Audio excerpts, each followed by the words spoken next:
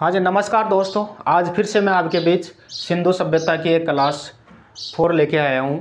सिंधु सभ्यता के स्थलों की बात कर रहे थे तो सिंधु सभ्यता का ये स्थल मोहनजोदड़ो है। अपने हड़प्पा स्थल पढ़ लिया सिंधु सभ्यता का, और ये अगली क्लास में पढ़ेंगे आज मोहनजोदड़ो सभ्यता।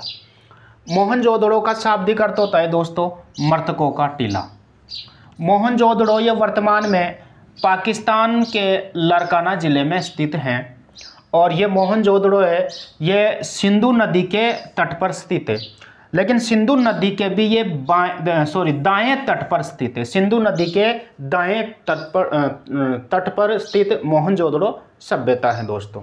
मोहनजोदड़ो के अगर खोज की बात करें तो खोज 1922 में हुई थी और इसकी खोज राखलदास बनर्जी के द्वारा की गई थी।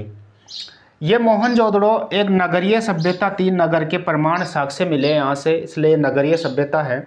मोहनजोदड़ो से कब्र के साक्ष्य नहीं मिले। ये दोस्तों बहुत इम्पोर्टेंट है,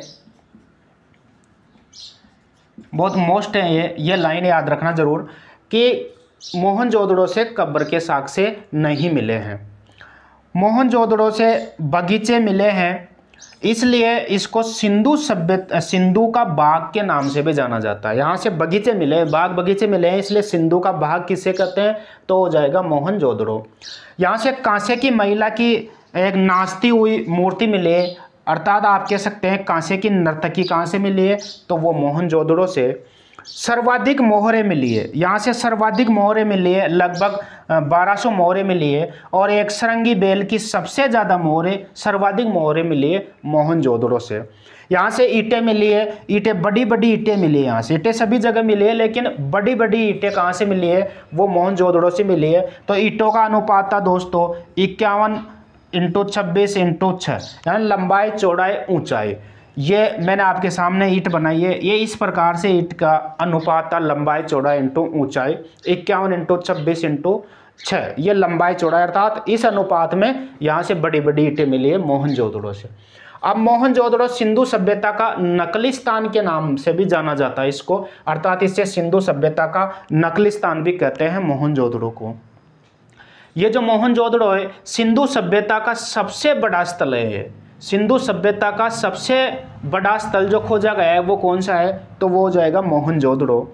मोहनजोदड़ो से कुषाण युगीन बौद्ध स्तूप भी यहाँ से मिले हैं दोस्तों। कुषाण युगीन कहते हैं कि राजा कनिष्क के द्वारा बनाया गया बौद्ध स्तूप यहाँ से मिले हैं, मतलब बौद्ध स्तूपों के साक्ष्य मिले हैं कहाँ से, वो है मोहनजोदड़ो से।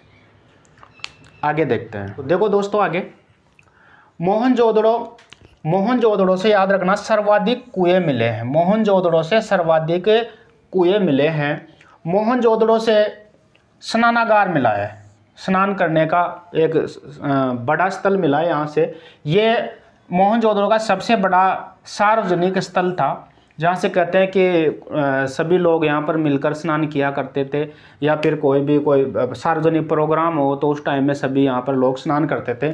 तो सार्वजनिक जो स्थल है वो सबसे बड़ा मोहनजोदड़ो से मिला है, मतलब मोहनजोदड़ो का सबसे बड़ा स्थल था ये।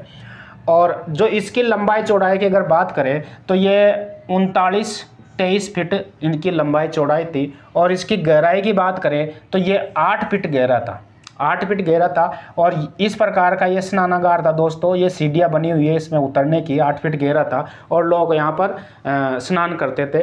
कोई भी प्रोग्राम होता था उस टाइम में यहाँ पे ऐसी साक्ष्य जानकारी मिलती है।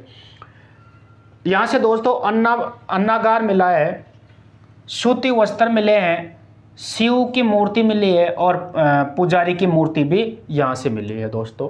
अब इस स्नानागार की बात करें तो स्नानागार के बारे में दोस्तों जॉन मार्शल साहब क्या कहते हैं। जॉन मार्शल साहब ने स्नानागार के बारे में कहा कि यह तत्कालीन विश्व का आश्चर्यजनक निर्माण है।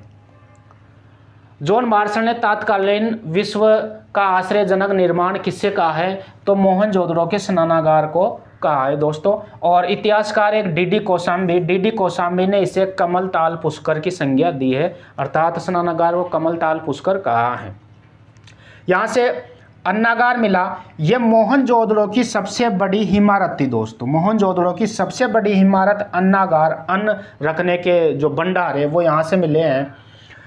मोहनजोदड़ो की सबसे बड़ी इमारत मानी जाती है दोस्तों ये अन्नागार, अन्न रखने के जो भंडार है। दोस्तों यहाँ से यह आपको बीच में चित्र में दिख रहा हो, एक बाबा दिख रहा है जिससे शिव की संज्ञा दी गई है। मतलब ये 3 मुख वाले देवता का अंकन मिला है, 3 मुख वाले देवता का अंकन मिला है, और ये अंकन मोहर पे मिला है जो ये देवता ध्यान में लीन थे। अब जो ये देवता है इसके चारों तरफ जानवर थे, जानवर बैठे हुए थे। मतलब दूसरी साइड 2 जानवर, एक तो है गेंडा, दूसरा है भैंसा, दूसरी साइड हाथी और बाघ, और इसके नीचे की साइड है 2 हिरण मिले हैं, और ये ध्यान में लीन थे। तो इससे पता चलता है कि ये पशुपतिनाथ थे। पशुपतिनाथ, यहाँ के निवासी पशुपतिनाथ के नाम से इसको संज्ञा दी है, क्योंकि दोनों ये ध्यान में लीन है और दोनों तरफ जानवर बैठे हुए हैं। ये जरूर ध्यान रखना, एक तरफ गेंडा भैंसा, दूसरी तरफ हाथी बाघ, और नीचे 2 हिरण मिले हैं, अर्थात ये पशुपतिनाथ माना गया है। दोस्तों इस मोहनजोदड़ो के बारे में कहते हैं कि यह नगर 8 बार उजड़ चुका है, 8 बार उजड़ चुका है और 9 बार बस चुका है। ऐसी जानकारी मोहनजोदड़ो के बारे में मिलती है कि 8 बार उजड़ा है और 9 बार बसा है। ये दोस्तों एक इतिहासकार है अपना KUR केनेडी को यहाँ से नर कंकाल मिले हैं, और नर कंकाल से मलेरिया की जानकारी मिली है इसको। तो इससे पता चलता है कि सिंधु सभ्यता का जो पतन है वो महामारी से हुआ है। दोस्तों ऐसा इतिहासकार KUR केनेडी कहते हैं। दोस्तों तो ये मोहनजोदड़ो थी। तो आपको ये क्लास कैसी लगती है दोस्तों, मुझे लाइक और कमेंट करके ज़रूर बताएं, और यूट्यूब क्लासेस टोंके इस चैनल को सब्सक्राइब ज़रूर करें। दोस्तों नमस्कार, धन्यवाद।